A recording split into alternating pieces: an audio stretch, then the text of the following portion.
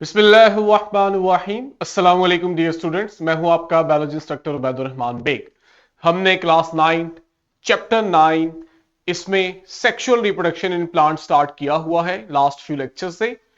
कल तक हम प्लांट में जो मेन प्रोसेस है ना, मेल गेमीटोफाइट और फीमेल गेमीटोफाइट कैसे बन रहे हैं यहां तक कंप्लीट कर चुके हैं। आज हम सिमुलेशन की मदद से इस कंसेप्ट को क्विकली रिवाइज करेंगे और समराइज करेंगे।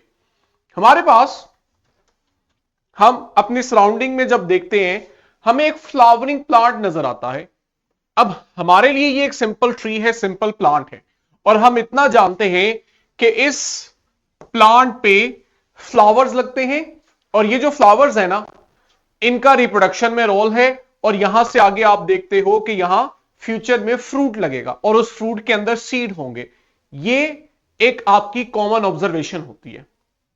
लेकिन ग्रेड 9 में इस टॉपिक में आपको डिटेल समझ आती है कि असल में ये जो प्लांट बॉडी हमें नजर आ रही है, हम इसे बायोलॉजिकली स्पोरोफाइट कहते हैं। क्यों स्पोरोफाइट कहते हैं? क्योंकि ये जनरेशन जो है, इसमें जब रिप्रोडक्शन का प्रोसेस कंटिन्यू करेगा तो ये फाइनली स्पोर्स बनाएगी जो कि हैप्लॉइड होंगे। ये इटसेल्फ खुद जो है डिप्लॉइड है। चूंकि ये स्पोर्स बना रहे हैं, हमने इन्हें स्पोरोफाइट कह दिए। कैसे बनाते हैं? इनके पास एक रिप्रोडक्टिव स्ट्रक्चर होता है जिसे फ्लावर कहते हैं। अब हम फ्लावर के स्ट्रक्चर को डिटेल से पढ़ चुके हैं। इसके पास मेल रिप्रोडक्टिव पार्ट स्टेमन भी है और फीमेल रिप्रोडक्टिव पार्ट कार्पल भी है। अब इन दोनों रिप्रोडक्टिव पार्ट्स में रिस्पेक्टिव स्पोर्स बनेंगे। यानी मेल रिप्रोडक्टिव पार्ट के अंदर मेल स्पोर बनेगा जिसे आप माइक्रोस्पोर कहते हो क्योंकि साइज में छोटा होता है, और फीमेल रिप्रोडक्टिव पार्ट कार्पल के अंदर फीमेल स्पोर बनेगा जिसे आप मेगास्पोर कहते हो। चूंकि स्पोरोफाइट स्पोर्स बना रहे हैं इसलिए इनका यह नाम रखा गया है। अब आगे आपने देखना है कि ये स्पोर्स ग्रो करेंगे। अब जब ये स्पोर्स ग्रो करते हैं ना, इनकी ग्रोथ से जो नेक्स्ट जनरेशन होती है उसे आप कहते हो गैमीटोफाइट जनरेशन। और ऐसा हम क्यों बोलते हैं? उसकी वजह यह होती है कि ये जो प्लांट बॉडी होती है, जो आमतौर पे हमें नजर भी नहीं आ रही होती अगर हम ऑब्जर्वेशन अपनी क्लियर ना रखें, ये गैमीट्स बनाती है। और ये जो गैमीट्स हैं, जब ये मिलते हैं तो ये मिलके दोबारा से स्पोरोफाइट बना देते हैं। तो हम कहते हैं कि ये जो प्लांट की एक कंप्लीट लाइफ साइकिल है, इसकी दो स्टेजेस हैं या दो जनरेशंस हैं। इनमें से एक जनरेशन स्पोरोफाइट होती है जो डिप्लॉइड जनरेशन होती है। ये बनाती है हैप्लॉइड स्पोर्स। हैप्लॉइड स्पोर्स खुद देखो, हैप्लॉइड है ना, तो जब ये ग्रो करके गैमीटोफाइट जनरेशन बनाएंगे तो आपको अंदाजा हो सकता है कि ये जो गैमीटोफाइट जनरेशन होगी ये भी हैप्लॉइड होगी। लेकिन जब दो हैप्लॉइड गैमीट्स मिलके स्पोरोफाइट जनरेशन बनाएंगे तो दोबारा से डिप्लॉइड जनरेशन आ जाएगी। इसे हम कहते हैं अल्टरनेशन ऑफ जनरेशन। और इन्हीं दो जनरेशन या स्टेजेस की बुनियाद पे आप कहते हो कि प्लांट की जो लाइफ साइकिल है it is haplo diplontic life cycle. अब हमने कल देखा कि ये जो स्टेमन के अंदर एंथर है, स्वॉलन पार्ट, ये है मेल रिप्रोडक्टिव स्ट्रक्चर का वो हिस्सा जहां पे क्या बनना है? Male gametophyte. और कौन बनाएगा? माइक्रोस्पोर। और माइक्रोस्पोर कैसे बन रहा था? माइक्रोस्पोर मदर सेल से। याद है दोनों केसेस में मेल और फीमेल स्पोर्स दोनों जो थे वो मदर सेल से बन रहे थे। अब आपके पास हमने कल ये प्रोसेस देखा कि किस तरह से इस एंथर के अंदर पोलन सैक था और इस पोलन सैक के अंदर माइक्रोस्पोर मदर सेल था। स्पेस कम है इसलिए मैं माइक्रोस्पोर नहीं लिख रहा। ये जो माइक्रोस्पोर मदर सेल था ये डिफ्रेंशिएट किया था पोलन ग्रेन में। और पोलन ग्रेन क्या था? पोलन ग्रेन असल में मेल गेमीटोफाइट था, ठीक है, ये कि माइक्रोस्पोर ने, मदर सेल ने माइक्रोस्पोर बनाया था और माइक्रोस्पोर ने पोलन ग्रेन यानी मेल गेमीटोफाइट बनाया। और फीमेल रिप्रोडक्टिव पार्ट में क्या हुआ था कि ये जो ओवरी है इसके अंदर ओव्यूल है और ओव्यूल के पास था मेगास्पोर मदर सेल। ये जो मेगास्पोर मदर सेल है इसने बनाया था फीमेल गेमीटोफाइट। वो जो फीमेल गेमीटोफाइट बना था इस स्ट्रक्चर को आपने नाम दिया था एम्ब्रियोनिक सैक या एम्ब्रियो सैक। रिमेंबर, अब असल में हुआ यह है कि स्पोरोफाइट जनरेशन से आपके पास गेमीटोफाइट जनरेशन बन गई है। Pollen grain male gametophyte, embryo sac female gametophyte. Gametophyte generation haploid होती है और ये गैमीट्स बनाती है। ठीक, यहां एम्ब्रियो सैक के अंदर एक है एक एग सेल, ठीक, और आपके पास जो पोलन ग्रेन है इसके अंदर है स्पर्म। हमने देखा था कि पोलन ग्रेन में माइटोसिस के दौरान एक ट्यूब सेल बना था, दूसरा जनरेटिव सेल। वो जब डिवाइड किया तो उसने दो स्पर्म्स बनाए थे, यानी इन दोनों गैमीट्स में गैमीट्स भी बन चुके हैं। आज जो हमने कंटिन्यू करना है वो इस सबसे आगे करना है कि कैसे ये गैमीट फर्टिलाइज करते हैं। फर्टिलाइज तभी करेंगे जब स्पर्म जो है, स्पर्म कहां पे, ये देखो यहां पड़ा हुआ है, ये स्पर्म मूव करके एम्ब्रियो सैक में जाएगा जिसके पास है एग, तभी ये दोनों फर्टिलाइज करेंगे और ग्रो करके दोबारा से स्पोरोफाइट बनाएंगे। ठीक है, इस पे दोबारा भी आएंगे। आपने इसको जरा 3D भी विजुअलाइज करना है। ये देखो, मैं आपको अगर फ्लावर को हाईलाइट करके दिखाऊं तो आप इसको देख सकते हो, एंथर को। इसके बाद वन बाय वन अगर दोनों स्ट्रक्चर्स को देखो, स्टेमन और कार्पल को, तो आप लोग देख रहे हो, स्पेशली मैं ऊपर हाईलाइट कर रहा हूं कि किस तरह ओव्यूल के अंदर एग ने बनना है। देख रहे हो? अब मैं अगर आपको कलर चेंज करके दिखाऊं तो आप लोग ज्यादा बेहतर इसको डिस्टिंग्विश करोगे। सी कि किस तरह से हमारे पास मेल और फीमेल गेमीटोफाइट्स बन रहे हैं। ठीक है, एक मेल गेमीटोफाइट है, दूसरा फीमेल गेमीटोफाइट है। अब हम पढ़ने जा रहे हैं अगला स्टेप। अगला स्टेप क्या है? मेल गेमीटोफाइट का फीमेल गेमीटोफाइट तक आना, ताकि इन दोनों के अंदर जो स्पर्म और एग है ये फर्टिलाइज करें। स्लाइड्स पे आते हैं और इस प्रोसेस को अंडरस्टैंड करते हैं। बिल्कुल यही चीज यहां आपकी स्लाइड और कैंटब 9th बायो की किताब में भी है। यही फिनोमेना हमने एक्सप्लेन किया हुआ है। हम यहां से अब पढ़ने जा रहे हैं। ये दो हमने पढ़ लिए हैं, एक ऊपर पोलन ग्रेन है और नीचे एम्ब्रियो सैक है। अब हमने स्टेप 4 को पढ़ना है। स्टेप 4 क्या है? स्टेप 4 हमारे पास पॉलिनेशन है। पॉलिनेशन को आप कैसे डिफाइन करते हो? हम कहते हैं it is the transfer of pollen grain from male anther to female stigma. अब मैं आपको डायग्राम दिखाता हूं कि आपके पास ये जो पोलन ग्रेन है इसका फीमेल रिप्रोडक्टिव पार्ट के स्टिग्मा के ऊपर आकर गिरना, यानी पोलन ग्रेन का स्टिग्मा तक ट्रांसफर होना, इसे आप कहते हो पॉलिनेशन। ठीक है, अब पॉलिनेशन जो है ये दो तरह की है। एक हम कहते हैं सेल्फ पॉलिनेशन, दूसरा हम कहते हैं क्रॉस पॉलिनेशन। सेल्फ पॉलिनेशन तब होती है जब पॉलिनेशन का प्रोसेस सेम फ्लावर पे हो या सेम प्लांट्स के डिफरेंट फ्लावर्स पे हो। ठीक है, कि जो पोलन ग्रेन ट्रांसफर होके फीमेल रिप्रोडक्टिव पार्ट तक जा रहा है और उसके स्टिग्मा के ऊपर जाके गिर रहा है, ये जो पॉलिनेशन हो रही है, ट्रांसफर ऑफ पॉलन ग्रेन, ये अगर सेम प्लांट में है ना तो ये सेल्फ पॉलिनेशन है।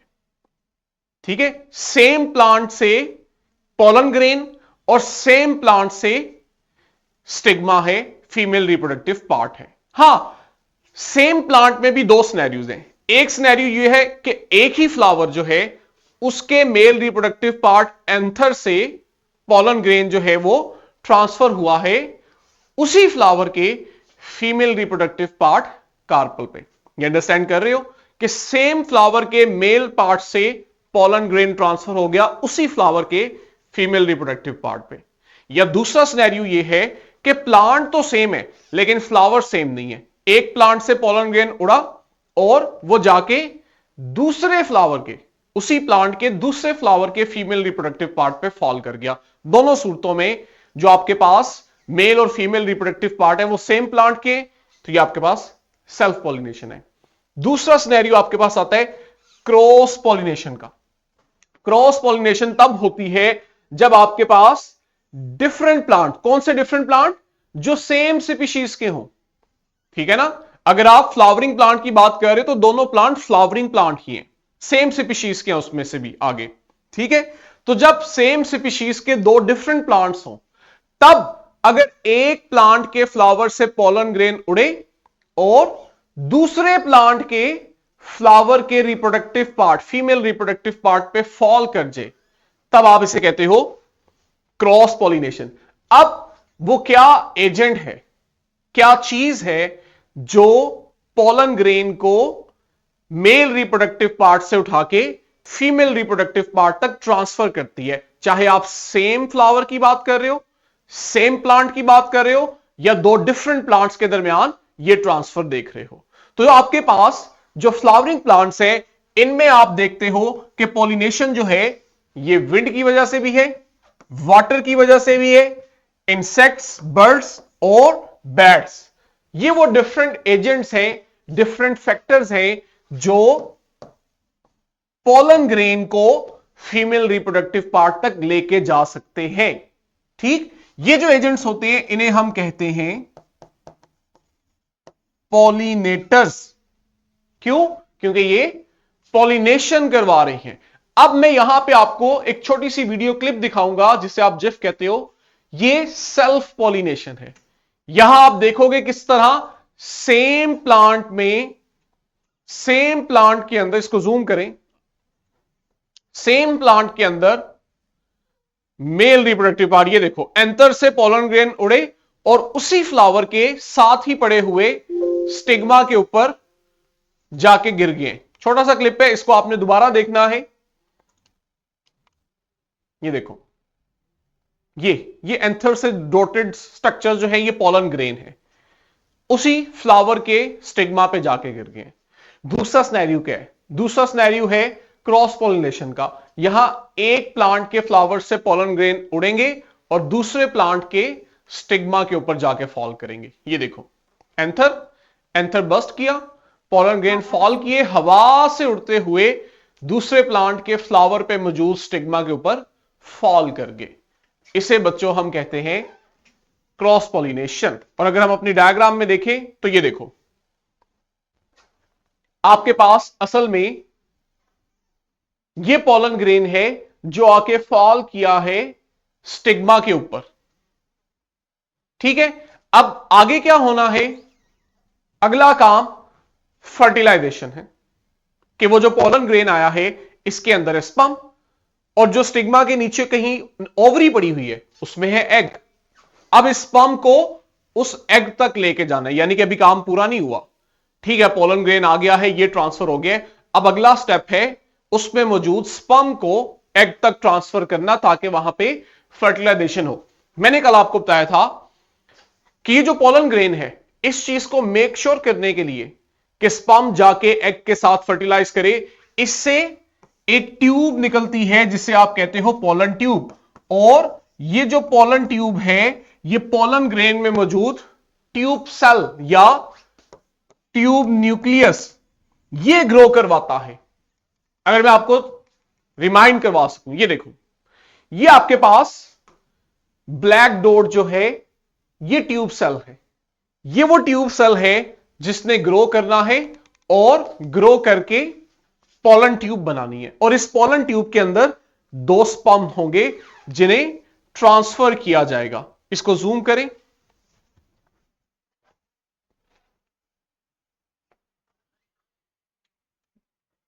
व्हाइट बोर्ड पे आ जाए। ये देखो, पोलन ग्रेन फॉल किया है स्टिग्मा के ऊपर, और साथ ही यहां पे ट्यूब सेल जो है ये पोलन ट्यूब बना रहा है, और आप क्लियरली देख सकते हो आगे की तरफ इसका सेल का न्यूक्लियस पड़ा हुआ है। ये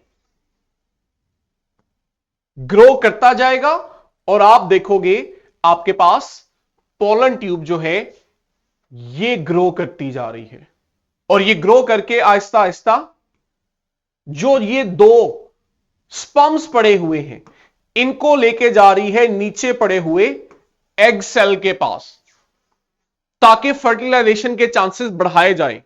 अगर ये पोलन ट्यूब ना हो और वो जो स्पर्म्स हैं वो डायरेक्ट यहां कहीं गिर जाएं ऊपर, तो एन मुमकिन है ज्यादातर केसेस में कि वो स्पर्म जो है वो एग तक पहुंच ही ना सके। इस चीज को मेक श्योर करने के लिए कि फर्टिलाइजेशन सक्सेसफुल रहे, पोलन ग्रेन से पोलन ट्यूब निकलती है जो कि इन दो स्पर्म्स को सेफुली लेके जा रही है एग तक। और जरा नेक्स्ट डायग्राम में देखो,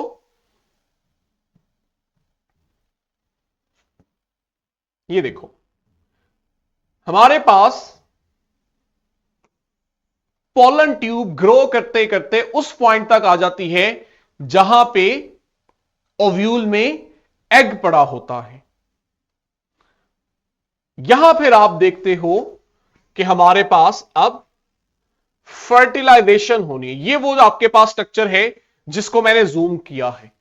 यहां अगर आप गौर करो, टोटल दो स्पर्म्स हैं, ये हमने कल बात पढ़ी थी। अब ये जो दो स्पर्म्स हैं इनकी होनी है फर्टिलाइजेशन। कैसे? ये देखें, एक स्पर्म जो है ये आएगा और एग के साथ फर्टिलाइज करेगा, और जब एग और स्पर्म फर्टिलाइज करेंगे तो हमारे पास डिप्लॉयड जाइगोट बनता है। लेकिन हमने पढ़ा था कि हमारे पास एग वाले स्ट्रक्चर से ऊपर ना, ये देखो, ये आपके पास पड़ा हुआ था फ्यूजन न्यूक्लियस, जिसे आपने पोलर न्यूक्लियस भी कहा था। अब वो जो दूसरा स्पर्म होता है ना, ये असल में आता है और आके इस पोलर या फ्यूजन न्यूक्लियस के साथ फर्टिलाइज करता है। ये आपके पास असल में वो स्पर्म सेल्स हैं जो यहां आके रिलीज हुए। एक जाके एग के साथ फर्टिलाइज हुआ है, दूसरा जाके पोलर न्यूक्लियस या फ्यूजन न्यूक्लियस के साथ फर्टिलाइज हुआ है। ठीक है, स्लाइड पे आते हैं और इसी चीज को अपनी स्लाइड से कवर करते हैं, और यहां कुछ साइंटिफिक टर्मिनोलॉजीज हैं जो मैं आपको एलैबोरेट करना चाहता हूं, उसको हम साथ साथ देखते हैं। हम यहां पे हैं, इस चीज को हम पढ़ रहे हैं। अब होता क्या है कि फाइनली एक स्पर्म फीमेल गेमीट एग के साथ फर्टिलाइज करता है और जाइगोट बनाता है, और दूसरा जो स्पर्म होता है हमारा, ये डिप्लॉयड फ्यूजन न्यूक्लियस, ठीक है ना, हमारा जो ये फ्यूजन न्यूक्लियस है, इसमें अगर आप देखो दो हेप्लॉइड न्यूक्लियस पड़े हुए हैं, देख सकते हो ब्राउन डॉट्स। होता यह है कि फर्टिलाइजेशन से एन पहले ना ये दोनों न्यूक्लियस फर्टिलाइज करते हैं, ये आपस में फ्यूज होते हैं, और ये फ्यूज होके डिप्लॉयड न्यूक्लियस बनाते हैं। अब आपके पास आता है स्पर्म। बच्चों ये पॉइंट ध्यान से सुन लें कि हमारे पास फ्यूजन न्यूक्लियस के अंदर दो अलग अलग न्यूक्लियस हैं, जिसको मैं n+n कह रहा हूं। जब स्पर्म इनके साथ फर्टिलाइज करता है ना, उससे पहले ये दो न्यूक्लियस आपस में फ्यूज करते हैं, और जब ये दो हैप्लॉइड न्यूक्लियस आपस में फ्यूज करते हैं तो ये एक डिप्लॉइड न्यूक्लियस बनाते हैं। अब इस डिप्लॉइड न्यूक्लियस के साथ स्पर्म आके फर्टिलाइज करता है। तो आपके पास देखो यहां क्या टर्म यूज हुई है कि वो जो डिप्लॉइड फ्यूजन न्यूक्लियस है, इसके साथ जब दूसरा स्पर्म फर्टिलाइज करेगा तो ये कौन सा स्ट्रक्चर बनाएगा? Triploid structure. ये जो ट्रिप्लॉइड स्ट्रक्चर है ना, इसको आप कहते हो एंडोस्पर्म न्यूक्लियस। क्लियर? मैं दोबारा रिवाइज करता हूं। हमारे पास दो स्पर्म्स हैं, ओव्यूल के अंदर एक एग था और एक सेंटर में हमने देखा था डिप्लॉइड फ्यूजन न्यूक्लियस था, जिसके दो न्यूक्लियस अभी अलग अलग हैं, अभी ये डिप्लॉइड नहीं हुआ। होता यह है कि एक स्पर्म तो एग के साथ फर्टिलाइज होकर जाइगोट बना देते हैं, लेकिन जो दूसरा स्पर्म है ये फ्यूजन न्यूक्लियस के साथ मिलता है। फ्यूजन न्यूक्लियस के साथ मिलने से पहले आप देखते हो कि ये जो फ्यूजन न्यूक्लियस के अंदर दो न्यूक्लियस अलग अलग पड़े हैं, पहले तो ये फ्यूज करते हैं और ये फ्यूज करके डिप्लॉइड न्यूक्लियस बनाते हैं। अब आप देखोगे कि यहां पे स्पर्म आएगा और स्पर्म जो है वो फर्टिलाइज हो जाएगा इस डिप्लॉइड न्यूक्लियस के साथ। ये जो आपके पास स्ट्रक्चर बना है, इसको हम कहते हैं ट्रिप्लॉइड एंडोस्पर्म न्यूक्लियस, और इस सारे प्रोसेस को हम डबल फर्टिलाइजेशन कहते हैं। तो हम कहते हैं कि जो फ्लावरिंग प्लांट्स हैं इनमें सिंगल नहीं डबल फर्टिलाइजेशन होती है, क्योंकि यहां दो स्पर्म्स जो हैं वो इन्वॉल्व होते हैं। एक एग के साथ हो जाता है फ्यूज और दूसरा जो है वो डिप्लॉइड फ्यूजन न्यूक्लियस के साथ फ्यूज होता है। ठीक हो गया, जिसकी वजह से एंडोस्पर्म स्ट्रक्चर बनता है। अब एंडोस्पर्म स्ट्रक्चर जो है ये क्या है, इसको देखते हैं। हमारे पास जब फर्टिलाइजेशन हो जाएगी ना, अब अगला काम यह है कि यहां पे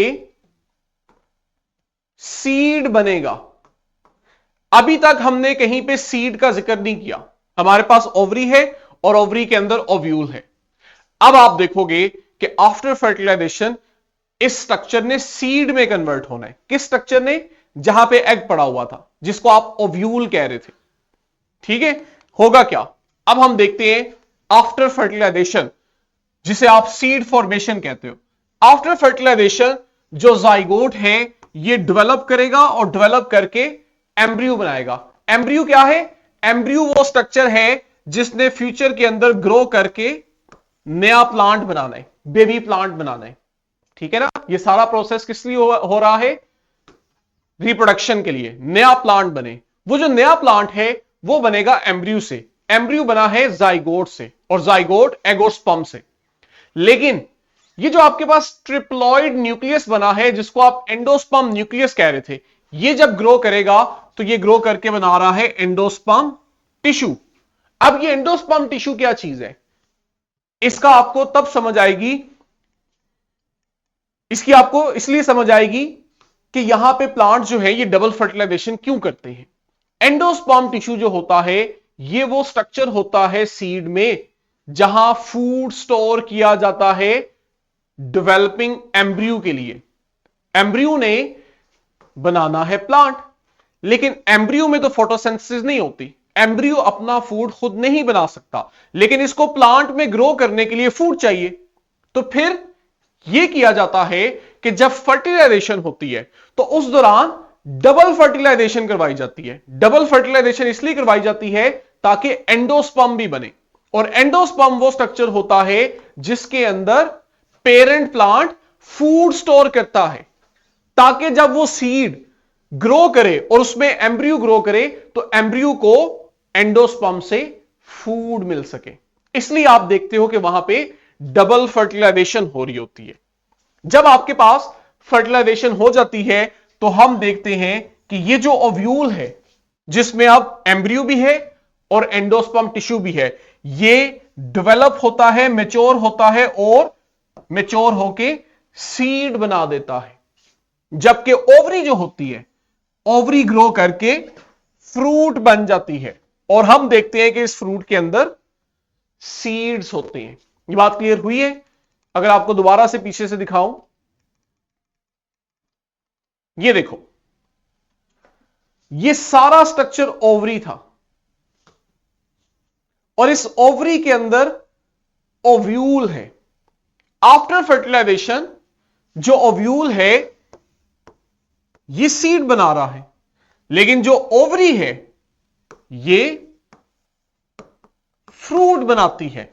यही वजह है कि जब आप फ्रूट को देखते हो तो आपको फ्रूट के अंदर सीड मिलते हैं। सीड इसलिए मिल रहे होते हैं कि बिफोर फर्टिलाइजेशन ओवरी जो है उसके अंदर ओव्यूल होते हैं, लेकिन आफ्टर फर्टिलाइजेशन जहां ओवरी फ्रूट में कन्वर्ट होती है वहीं उसके अंदर मौजूद ओव्यूल सीड में कन्वर्ट हो रहा होता है। और इस सीड के अंदर अभी हमने देखा एंडोस्पर्म भी है जिसमें फूड स्टोर है, और साथ ही साथ इसके अंदर वो एम्ब्रियो भी है जिसने आगे ग्रो करके फ्यूचर प्लांट बनाना है। ठीक, क्लियर हुआ? अब आगे आपके पास है सीड डिस्पर्सल, कि पेरेंट प्लांट पे जो सीड बना है अब इसको फैलाना है ताकि ये सीड जो है मिट्टी में गिरे और वहां से जब ये ग्रो करे तो नया प्लांट बनाए। ठीक है, कहते हैं डिफरेंट मैकेनिज्म होते हैं पेरेंट प्लांट्स में जिसके थ्रू वो सीड्स को डिस्पर्स करते हैं, और इस दौरान वो एनिमल से भी हेल्प लेते हैं, विंड से भी और वाटर से भी। ठीक है, अगर सीड हल्के हैं तो आप देखते हो कि वो हवा से ही उड़ के एक जगह से दूसरी जगह जा गिरते हैं, या बाजुकात उन्हें पानी में गिराया जाता है और वो पानी के बहाव के साथ साथ एक जगह से दूसरी जगह जाते हैं। या फिर आप देखते हो कि वो एनिमल्स और बर्ड्स जो हैं वो फल खाने आते हैं, फ्रूट खाने आते हैं, लेकिन जब वो फ्रूट को खाते हैं और अपने साथ अपने घोंसलों में लेके जाते हैं या एक जगह से दूसरी जगह लेके जाते हैं तो उन फ्रूट्स को खाने के बाद उनके अंदर मौजूद सीड्स को वहीं गिरा देते हैं। तो इस तरह आप देखते हो कि फ्रूट की मदद से सीड जो है वो ट्रांसफर होता है एक जगह से दूसरी जगह पे, ताकि वो सीड आगे डेवलप करे और डेवलप करके प्लांट बनाए जिसको आप स्पोरोफाइट कहते हो। तो देखो हम कहां से स्टार्ट हुए, स्पोरोफाइट जनरेशन से, और फाइनली हमने देखा कि उससे गेमीटोफाइट जनरेशन बनी। गेमीटोफाइट जनरेशन में जब गैमीट्स बने और फर्टिलाइजेशन हुई तो आपके पास सीड और फ्रूट बना। ये जो सीड है ये अब जब ग्रो करेगा तो ये दोबारा से स्पोरोफाइट बनाएगा। ठीक है, ये जो आपके पास सीड है जब इसको सही कंडीशंस मिलती हैं, वो तमाम चीजें मिलती हैं जो इसको चाहिए, तो ये क्या करता है, ये बाहर से पानी एब्जॉर्ब करता है। जब ये पानी एब्जॉर्ब करता है तो ये फूलता है, स्वेल करता है। फूलने से ये होता है कि सीड के बाहर जो सीड कोट होता है ये टूट जाता है। जैसे ही ये टूटता है तो अंदर वो जो एम्ब्रियो है जिसे एम्ब्रियोनिक प्लांट कह रहे हैं ये ग्रो कर जाता है। हम इस प्रोसेस को कहते हैं जर्मिनेशन। सीड का सही कंडीशन में पानी को एब्जॉर्ब करके सीड कोट को फट जाना, सीड कोट के फटने के बाद उसमें मौजूद एम्ब्रियो का ग्रो करके नया प्लांट बनाना, इसे आप कहते हो जर्मिनेशन। और इसके नतीजे में आपके पास फाइनली जो नया प्लांट बनता है वो स्पोरोफाइट जनरेशन होती है। यही चीज आपके पास आगे है इतने हिस्से में कि हमारे पास क्या हुआ है, इसको दिखाएं व्हाइट बोर्ड पे।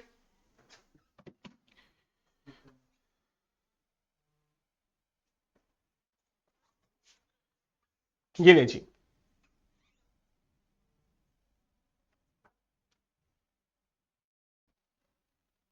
यहां पे देखें,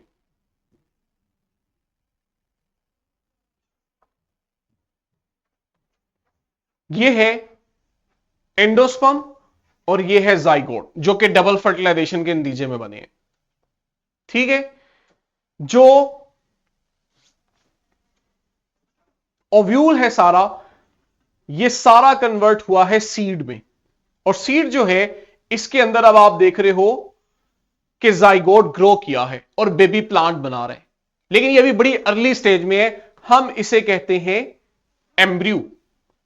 और एम्ब्रियो जो है इसके बाहर ये जो येलो पोर्शन है ये आपका एंडोस्पर्म टिश्यू है जिसके अंदर फूड स्टोर किया गया है जो एम्ब्रियो ने यूज करना है। फाइनली क्या होता है कि जर्मिनेशन के दौरान सीड कोट फटेगा और आप देखोगे कि इस एम्ब्रियो ने ग्रो करके बेबी प्लांट बनाना है। और जब ये प्लांट ग्रो करेगा तो हमारे पास इस प्लांट पे दोबारा से फ्लावर बनेंगे जो कि इसका रिप्रोडक्टिव पार्ट है। सिमुलेशन पे आए, यही चीज हमने सिमुलेशन में भी कंप्लीट करनी है। ये देखो, हम पॉलिनेशन से ऑनवर्ड अगर सिमुलेशन को देखें तो ये आपके पास पड़ा हुआ है पोलन ग्रेन, और इसने यहां पे ये ब्लू अगर आप लाइन देख सको तो इसने बनाई है पोलन ट्यूब, जो क्या कर रही है, स्पर्म को एग तक ट्रांसफर कर रही है। और जैसे ही फर्टिलाइजेशन हुई हमारे पास एम्ब्रियो बन गया है। यहां पे आपके पास वो दिखा रहा है पूरा फ्रूट, कि जो ओवरी थी इसने बना दिया फ्रूट, लेकिन उसने फ्रूट को कटा हुआ दिखाया है। क्या फ्रूट के अंदर अगर आप देखो तो आपको यहां पे मल्टीपल सीड्स नजर आ रहे हैं। ये वो सीड्स हैं जिन्होंने ग्रो करके नया बेबी प्लांट बनाना है, जिसको आप सीडलिंग कह रहे हो, और इसने आगे ग्रो करके मेच्योर स्पोरोफाइट ट्री बना देना है। मैं कलर को रिवर्स करता हूं और आप इसको यहां से ऑब्जर्व करो। देख रहे हो, फल को देखो स्पेशली कि किस तरह से ये ओवरी जो है वो फ्रूट बना रही है, और इस फ्रूट के अंदर ये सीड्स पड़े हुए हैं। ये सीड्स क्या है असल में, ये आपके ओव्यूल थे, लेकिन आफ्टर फर्टिलाइजेशन सीड में कन्वर्ट हो गए। ठीक है, वापस आते हैं स्लाइड पे। टाइम हमारा लेक्चर का आज कंप्लीट हो चुका है।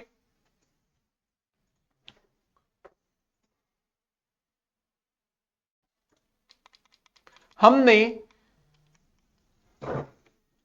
सीड फॉर्मेशन और सीड फॉर्मेशन से आगे दोबारा स्पोरोफाइट की डेवलपमेंट तक पढ़ा है।